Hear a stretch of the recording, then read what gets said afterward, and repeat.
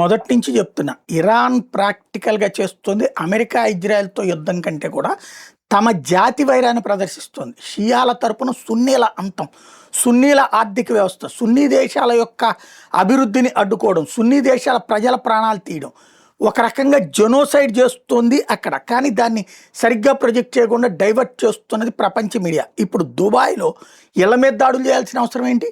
దుబాయ్లో ఇవాళ పొద్దునుంచి డ్రోన్స్ మిస్సైళ్లతో ఇళ్ల మీద విరుచుకుపడుతోంది.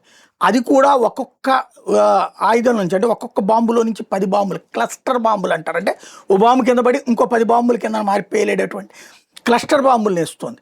ఇప్పుడు ఈ ఆయిల్ రిఫైనరీల మీద చేసిందే అంటే ఒక అర్థం ఉంది, అదైనా సరే తప్పే.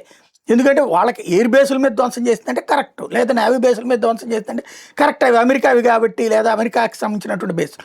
కానీ ఈ గల్ఫ్ కంట్రీస్కి సంబంధించినటువంటి ఆస్తుల ధ్వంసం, గల్ఫ్ కంట్రీస్కి సంబంధించినటువంటి ప్రజల ఆస్తుల ధ్వంసం, వ్యాపార వాణిజ్య గృహ సముదాయాల మీద దాడి అంటే ఖచ్చితంగా షియా జాతి తరపున సున్నీ జాతి అంతానికి కుట్ర చేస్తున్నట్టే కనబడుతుంది.